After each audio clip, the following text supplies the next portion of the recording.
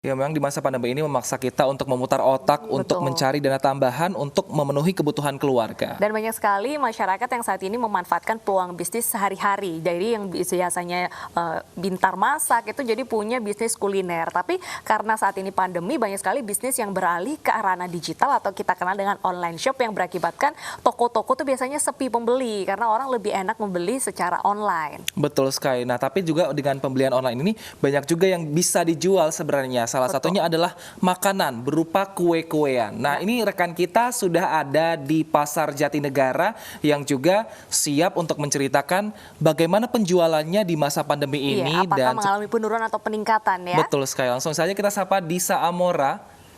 Ya, Disa, di masa pandemi ini apakah seperti apa penjualan terhadap kue-kue di sana?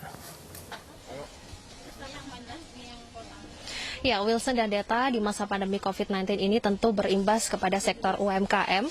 Kalau kita lihat sebelum ada pandemi COVID-19, banyak acara yang diselenggarakan dan tentunya membutuhkan konsumsi. Ini tentunya berimbas pada peningkatan atau keuntungan sektor UMKM, khususnya di sektor makanan. Nah, pada masa pandemi COVID-19 ini berimbas juga pada UMKM, dan saya saat ini berada di salah satu toko kue kering di Pasar Jatinegara. Kita akan lihat, kita akan tanyakan seperti apa omset atau ada penurunan atau ada peningkatan pada masa pandemi COVID-19 ini. Saya bersama dengan Bu Nina.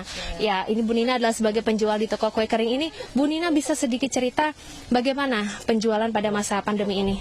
Ya, penjualan sedikit menurun. Ya, Omset berapa Bu kira-kira menurun pada bulan-bulan ini? wah, bulan-bulan ini sih lumayan. Kalau yang dulu tuh bisa 70% menurunnya. Dulu bisa sampai 70%. Iya, sekarang separuh. Ya, agak ringan. Nah, bagaimana mungkin strategi supaya Bu Nina kemudian bisa bertahan di toko kue kering ini? Ya, kita jalanin aja deh. Biarin ada yang beli sedikit atau banyak, kita jalanin. Ya. Ada mungkin dijual dalam bentuk online misalnya, Bu? Oh, sekarang ini enggak.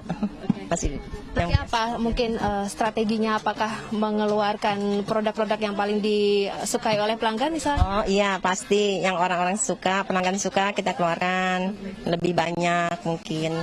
Ibu mungkin bisa cerita pada masa, ini kan sudah 9 bulan ya pandemi ini ya. Beberapa bulan kemarin apakah sempat buka tutup toko, Bu? Oh iya, buka tutup toko. Berapa bulan kemarin? Kurang lebih 2 bulan deh, dari Maret sampai April.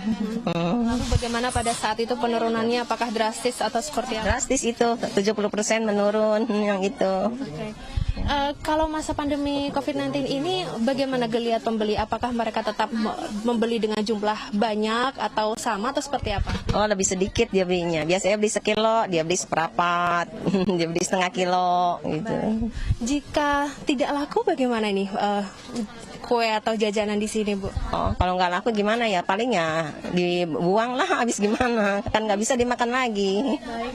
Ibu Dina sebagai penjual toko kue, bagaimana mungkin ada harapan karena ini kita masih ada di wabah pandemi COVID-19, Bu Dina? Oh, mudah-mudahan bisa pandemi ini bisa cepat selesai. Kita bisa jual seperti biasa lagi.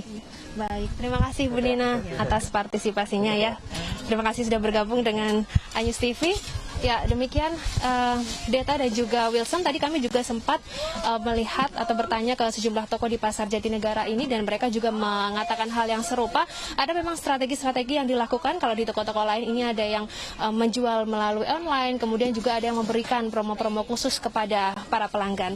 Demikian kami sampaikan kembali kepada Anda, Deta dan Wilson. Baik.